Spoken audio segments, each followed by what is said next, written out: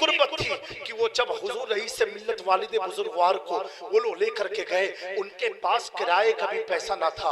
हजरत 13 साल तक उस गांव में जाते रहे, जाते रहे, जाते रहे। 13 साल के बाद हजरत की दुआ रंग लाई। वो गांव का एक भी मुसलमान ऐसा नहीं था जो करोड़पति ना बना हो।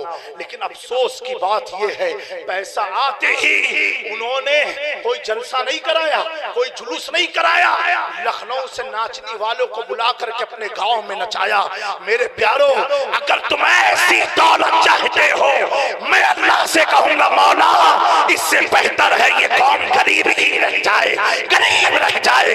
अगर दौलत चाहिए तो ये जज्बा रखो, अल्लाह की राह में खर्च करना है।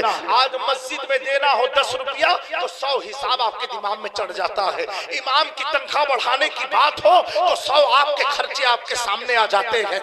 मदरसे में डोनेशन की बात हो तो आप हक्का बक्का होने लग जाते हो।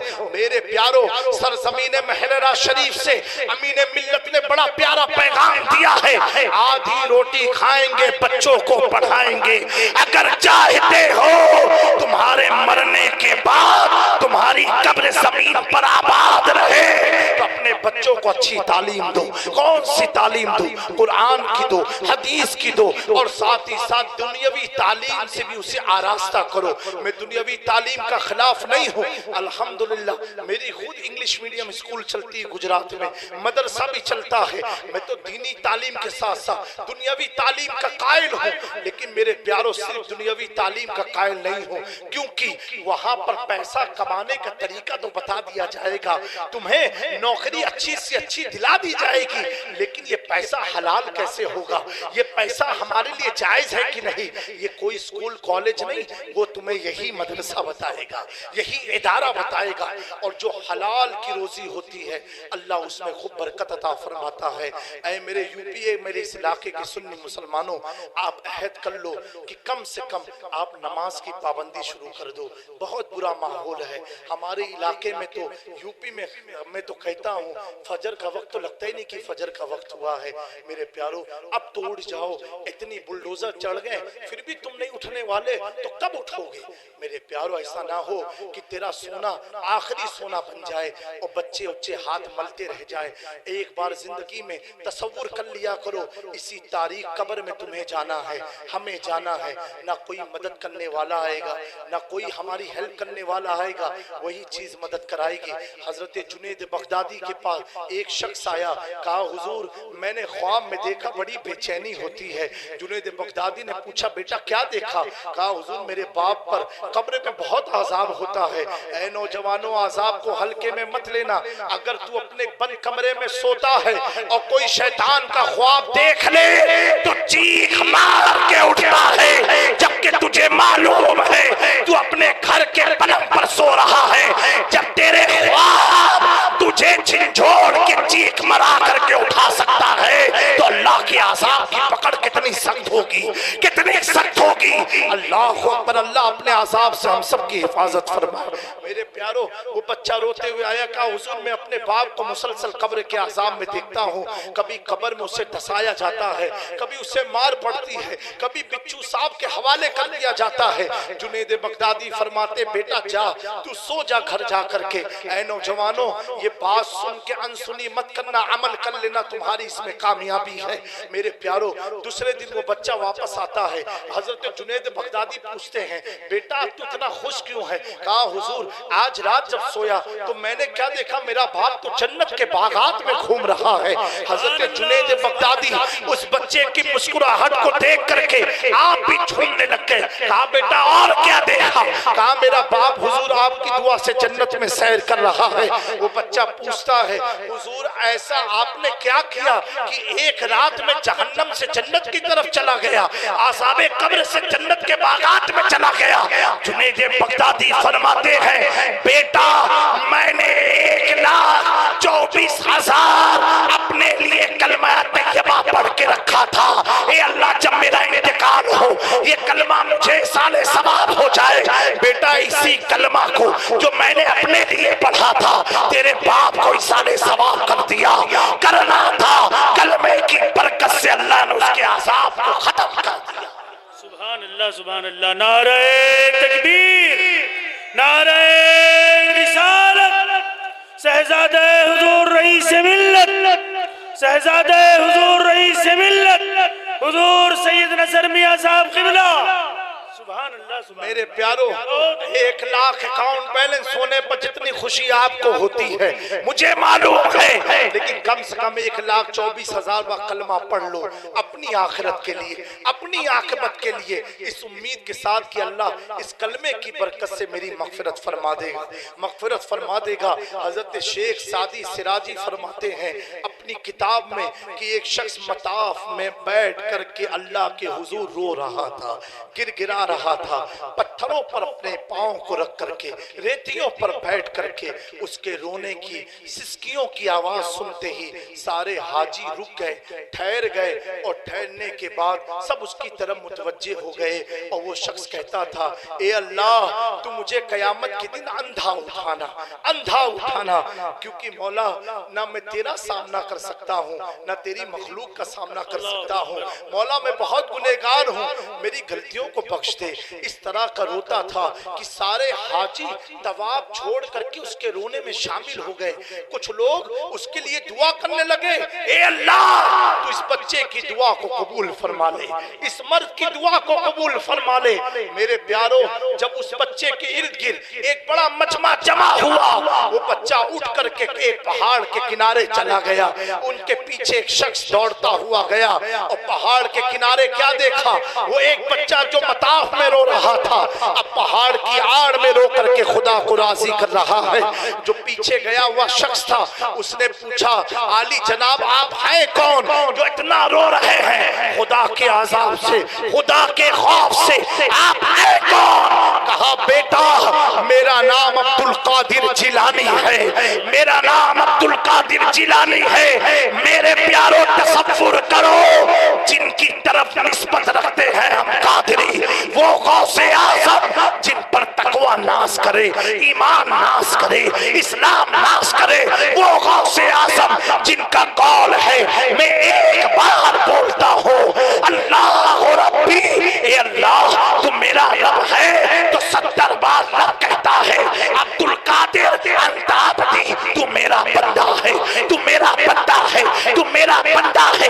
जिनके मकाम का अंदाजा ऐसे लगाओ कि इमाम अहमद रज़ा बयान करते हैं, सारे अताब जहां करते हैं काबे का तवाफ, काबा करता है तवाफ़े दरे वाला तेरा। वो गौसे आज़म रो रहे हैं, वो गौसे आज़म रो रहे हैं, जिनके सदके में अल्लाह हमारी शफाअत कराएगा। मेरे प्यारो, पता क्या चला, खुदा की पकड़ बहुत सख्त है, बहुत सख्त है। जब अल्लाह कहार और जब्बार की कुर्सी पर अपनी शान के मुताबिक तशरीफ फरमा होगा, हुजूर ने फरमाया उस वक्त अंबिया भी लड़जेंगे, उनके पाँव कांपेंगे, उनके लब कांपेंगे, उस वक्त वो भी पनाह मांगेंगे। मेरे प्यारो, अगर आज इन चंद साला जिंदगी में हमने रब को राजी ना किया तो हम कहाँ के हुए, ना दुनिया बना पाएंगे ना आखिरत को सवार पाएंगे।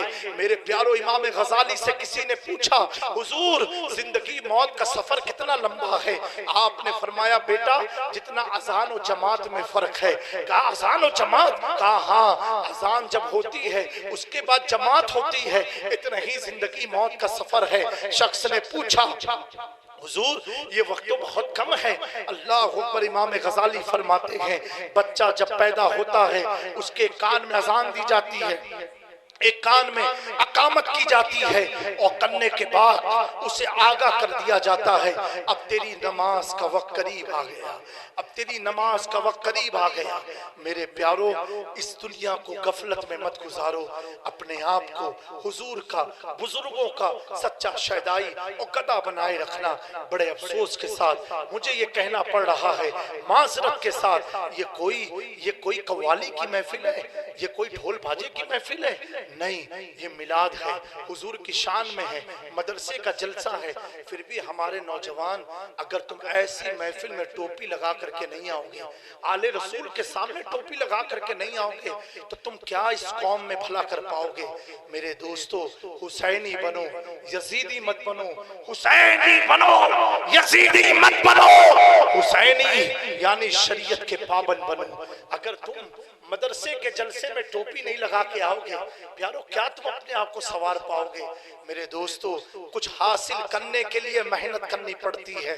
अब मुझे मालूम है इतनी तो मेहनत कर सकते हो ना कि सर पर एक टोपी लगा करके महफिल में आओ, ये सोच करके आओ हुजूर की महफिल में जा रहे हैं।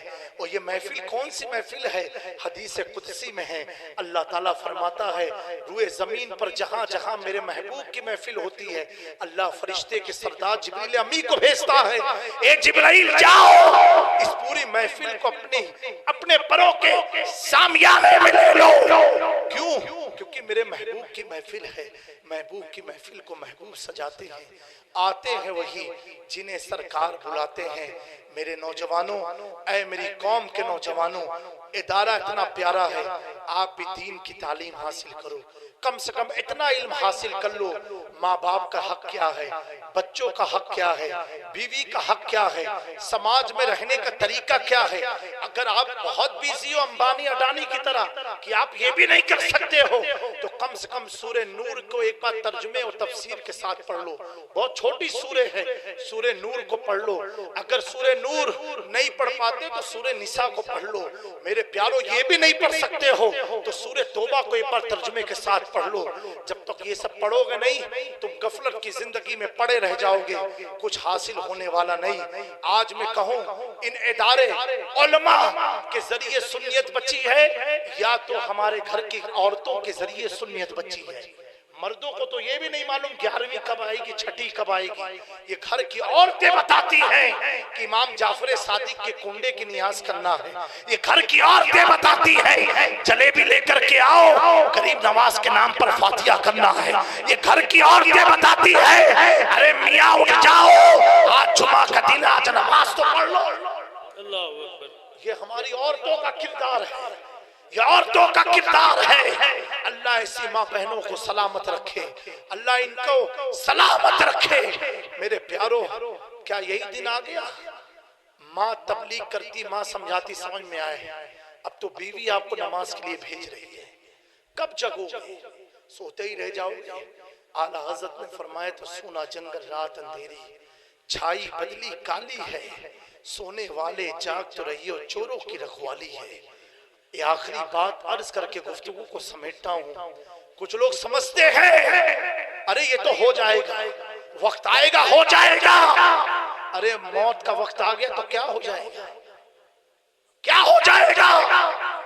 बेटा नमाज पढ़ ले, नौजवान से कहो हजरत माफ करना नापाक हो। मेरे प्यारो, नापाकी में रहना तुझे पसंद है? ईमान वाले तो पाक हुआ करते हैं, पाक हुआ करते हैं। नापाक हो क्यों? खड़े होकर पेशाब कर लिया। सुन लो, खड़े होकर के पेशाब करने से कोई नापाक नहीं होता। ये तुम्हारा शैतान है जो तुम्हें नमाज से रोक रहा है, तुम खुद शैतान बन गए। खड़े होकर के पेशाब करना खिलाफे सुन्नत है। आप देखो गूगल में जा करके आज हार्ट अटैक इतना क्यों आ रहा है, ब्रेन हेमरेज क्यों हो रहा है? साइंस ने रिसर्च किया, जो खड़े होकर के पेशाब करता है उसको कभी ना कभी हार्ट अटैक आएगा। आज नौजवान ऐसे मरते हैं जैसे पतझड़ के मौसम में पत्तियां गिरती हैं। देखा नहीं कोरोना काल में आपने? मेरे दोस्तों, हजरत बायजीद बुस्तामी सुल्तानुल आरिफीन, आप चल रहे थे और आपके पीछे एक मुरीद था, वो आपके निशान, जो कदम का निशान था, उसी पर अपना कदम रख के चल रहा था। बायजीद बुस्तामी पलटे, कहा बेटा क्या कर रहे हो? कहा हुजूर, जहां आपने कदम रखा उसकी बरकत हासिल कर रहा हूं। अल्लाह अकबर। बायजीद बुस्तामी फरमाते हैं कि बेटा, कौन बायजीद बुस्तामी? मन अरफा इस्महु दखलल जन्नह, जिसे उनके नाम की मार्फत हासिल हो गई वो जन्नत में दाखिल होगा। इस्महु तैफूर बिन ईसा, उनका नाम तैफूर बिन ईसा है। ये याद कर लो, अपने बच्चों का नाम तैफूर रखना। मेरे प्यारो, बायजीद बुस्तामी ने जो जुमला आपने फरमाया, आपने फरमाया बेटा, अगर तू बायजीद बुस्तामी के जिस्म के चमड़े का लिबास बना ले फिर भी तुझे कोई फायदा मिलने वाला नहीं है। फायदा अमल से मिलने वाला है। यानी ये अगर तू सोचेगा कि मैं तो यहाँ गया तो मैं कामयाब नहीं, गरीब नवाज के पास गया तो तुझे मालूम होना चाहिए उनकी पसंद क्या है। उनकी पसंद क्या है? उनकी पसंद को लेके पलटोगे तो तुम यकीनन दुनिया में भी कामयाब होगे, आखिरत में भी कामयाब होगे। दो जहां में खादिम आले रसूलुल्लाह कर, हजरत आले रसूल मुक्तदा के वास्ते अल्लाह फरमाता है किताब में कोई शक नहीं और कुरान हिदायत है मुत्तकियों के लिए। इंशाअल्लाह जिंदगी वफा की फिर किसी मौके पर मुत्तकी कौन है इस पर बात होगी। अस्तगफिरुल्लाह रब्बी मिन कुल्लि ज़ंबि व अतूबु इलैहि।